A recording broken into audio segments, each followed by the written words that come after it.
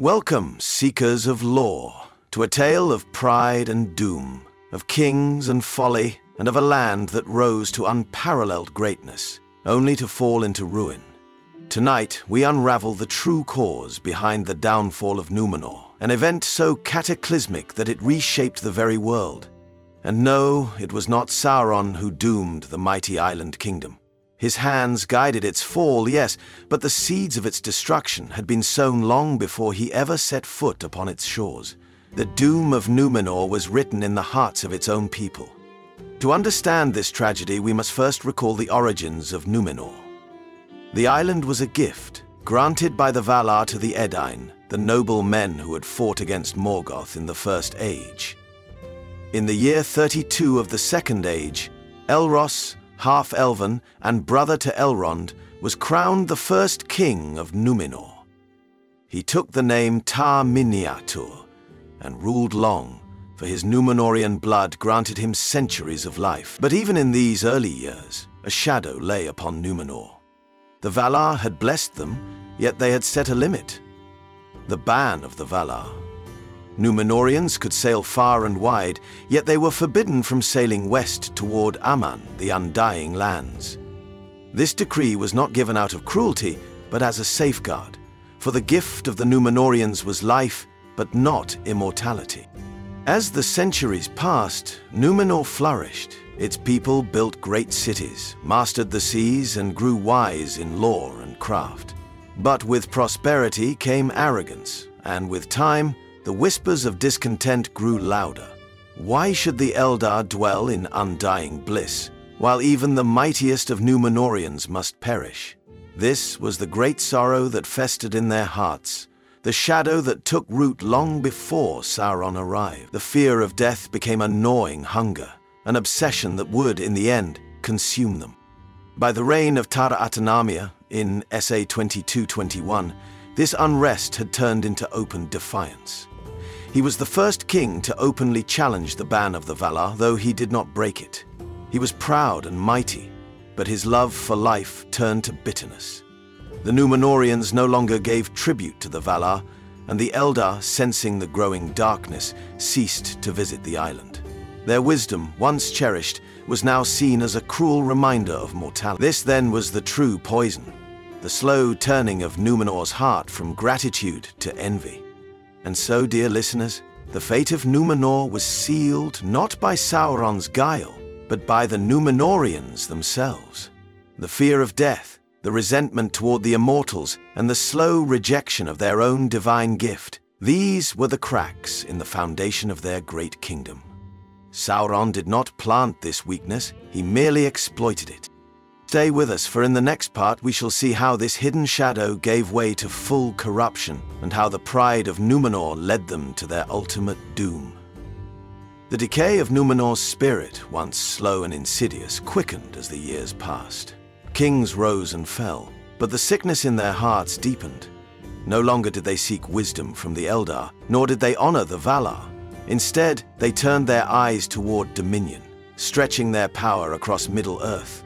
What had once been a people of noble mariners, bringing gifts of knowledge and healing to lesser men, became a race of conquerors. By the time of Tar Siriaton in SA 1869, the Númenóreans no longer came as teachers, but as tyrants, extracting wealth and tribute from the lands of Middle-earth. Yet still, the one thing they desired above all, immortality, remained out of reach. Death, the gift of Eru Ilúvatar, seemed to them a cruel curse. And so they fought against it, not with wisdom, but with greed. They built great tombs and hoarded treasures as if these might grant them life unending. They clung to their years with desperation, and where once Númenórean kings had surrendered their lives willingly, embracing the fate of men, now they clung to life with fear and loathing. Then, in SA 3262, Sauron came. But he did not come in chains. He did not come as a foe, as he had long been to Numenor. No, Sauron came as a prisoner. Yet his hands were unbound, for he had already won. Ar-Pharazôn, the last and proudest king of Numenor, had brought him to the island in triumph, thinking to humiliate the Dark Lord and break his power forever. But Sauron needed no armies. He saw into the hearts of the Númenóreans and found them ripe for corruption. He fed their pride, whispering that the Valar had deceived them. He told them that death was not a gift, but a punishment. That the ban of the Valar was no protection, but a cruel chain to keep them weak. He named the Lords of the West tyrants and promised Ar-Pharazôn that if he defied them, if he seized the Undying Lands by force, he could claim the immortality that had long been denied to his people. And so the final doom was set. But do not mistake this. It was not Sauron who doomed Númenor. He was but a catalyst. The poison had been brewing for millennia, long before he came. He merely shaped it, refined it, and let the Númenóreans destroy themselves. Would they have fallen without him? Perhaps not so swiftly. Perhaps the decay would have dragged on for centuries more. But the end was inevitable. Númenor had ceased to be the land of the faithful. It had forsaken its own origins, its own purpose. And so, when the moment of decision came, when the fleet was built and the sails unfurled, the will of Ilúvatar moved against them. But what happened next? How did the mighty island meet its ruin? Stay with us, for in the next part we shall witness the wrath of the One and the fall of Númenor. The fleet of Ar-Pharazôn was the greatest armada ever assembled upon the seas of Arda. Hundreds upon hundreds of black-prowed ships, gilded in gold and wrought with the might of Númenórean craft, set sail in SA 3319, cutting through the waters like a vast storm. Their destination was Aman, the Undying Lands, the very shores forbidden to mortal men. But Ar-Pharazôn, deceived by Sauron's lies and emboldened by his own arrogance, believed himself greater than the will of the Valar. He sought to take that which was never his to claim. As the fleet drew near, the sky darkened, and a hush fell upon the world. The Valar, keepers of the world, but never its masters, beheld the folly of Númenor and turned to the One. They surrendered their guardianship of the world to Eru Ilúvatar, and in that moment, the fate of Númenor was sealed. Then, beyond the sight of mortal eyes, Ilúvatar moved. The very fabric of Arda was torn asunder. The seas raged, and the world was reshaped. Númenor, the mighty island, was broken at its foundations, and the great wave rose. A wall of water higher than any mountain crashed down upon the land. From Armanelos, the seat of kings, to Romena, the great harbor, the proud cities of Númenor were swallowed in an instant. The earth groaned as it was rent apart, and where once stood the mightiest kingdom of men, only the abyss remained. And what of Ar-Pharazôn? He and his host set foot upon the shores of Aman, but they were not met with battle. Instead, the very land upon which they stood was sealed away from the circles of the world. The mightiest of Númenóreans were buried beneath falling hills, trapped beyond time, never to return. Thus did the greatest fleet of men perish, never raising a sword nor striking a blow. Sauron, too, was caught in the doom he had helped to bring about. He had remained upon Númenor, reveling in his victory, seated in his black temple where men had come to worship him. But when the island fell, even he could not escape Ilúvatar's wrath. His fair form, the one with which he had deceived the Númenóreans, was destroyed forever, and he was cast back to Middle-earth in spirit alone.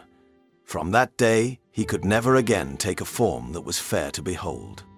Yet all was not lost. In the midst of destruction, a remnant endured.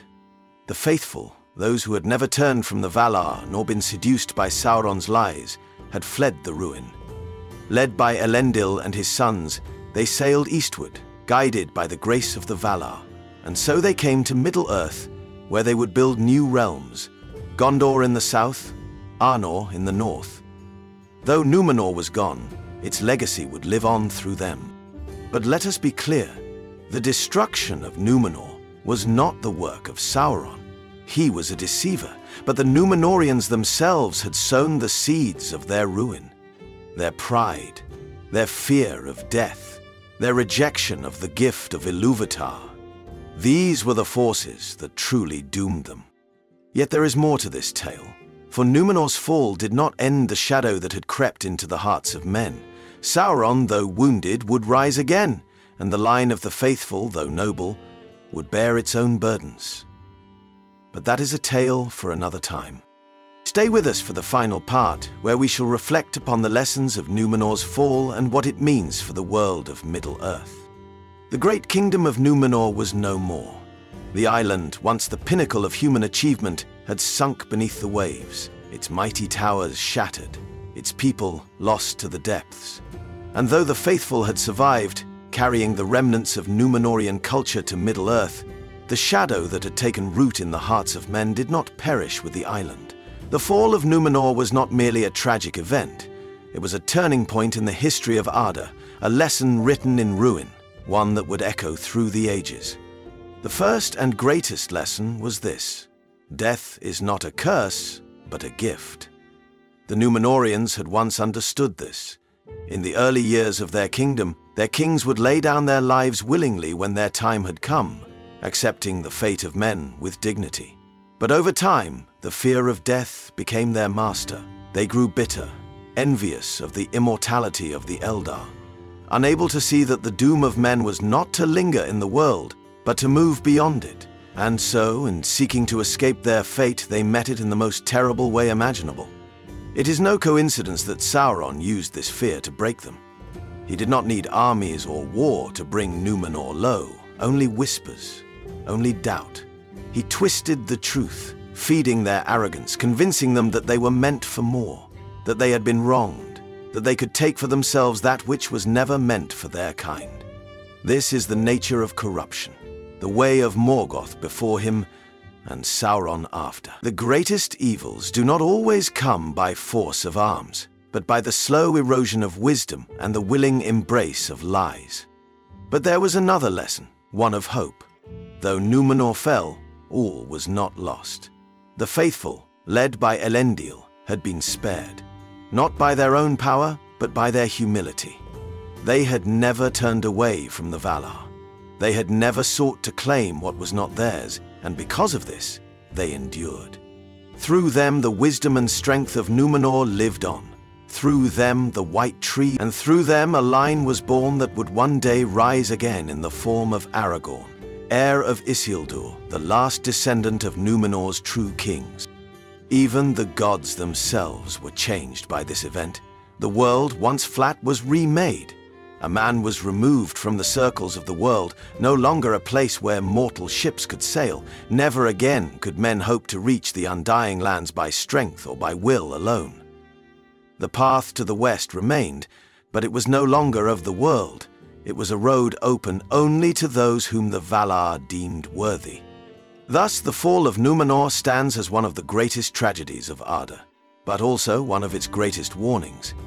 It is the story of a people who had everything and lost it all. Not to war, not to famine, but to their own unchecked pride. It is a reminder that true strength is not found in conquest, but in wisdom. That the greatest threats do not always come from without, but from within.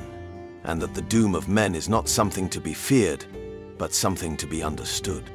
So now, as we leave behind the drowned land of Númenor, let us carry its lesson with us. For even in Middle-earth's darkest days, the memory of what was lost would linger, shaping the fate of men until the very end of the Third Age. And with that, dear listeners, our tale comes to a close. May the lessons of Númenor not be forgotten, and may we always remember that the greatest enemy is not the shadow beyond our walls, but the one we let into our hearts. Thus ends the tale of Númenor, a story of rise and ruin, of wisdom lost and folly embraced. But though the island itself was swallowed by the sea, its legacy endured in both shadow and light. The echoes of its fall reached far beyond its time, shaping the fate of Middle-earth for ages to come. The faithful, those who did not succumb to pride and fear, carried their heritage to Middle-earth and built the realms of Arnor and Gondor. Their lineage, though tested by war and time, would one day see the return of a true king in Aragorn, a man who would restore the honor of Númenor's name. Yet even in that final triumph, the shadow of the island's fall remained, a reminder that no kingdom, no matter how mighty, is beyond the reach of doom if it strays from wisdom. And Sauron, though cast down by the drowning of Numenor, was not destroyed. Stripped of his fair form, he returned to Mordor, where he would forge anew his designs for dominion. The One Ring, his last and greatest weapon, would pass into legend, setting the stage for the wars that would define the Third Age. But beyond all this, the fall of Numenor serves as a lesson for the proud, for the restless, for those who would seek power beyond their station. It teaches that no strength of arms, no wealth of nations can defy the will of Ilúvatar. That those who forget the true gifts of life, who fear what must come, will only hasten their own end. That the mightiest can fall not by the hands of their enemies, but by the weight of their own hearts.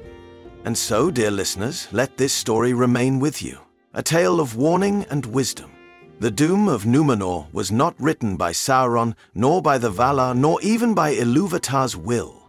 It was written by the Númenóreans themselves, long before their final hour. And if history has taught us anything, it is that such doom can come again should the same folly be embraced once more. But that, as they say, is a tale for another time. Thank you for joining this journey into the depths of Middle-earth's history. If you have enjoyed this tale and wish to hear more, do not forget to stay with us, for many more stories remain to be told. Until then, may the stars shine upon your path, and may wisdom guide your way.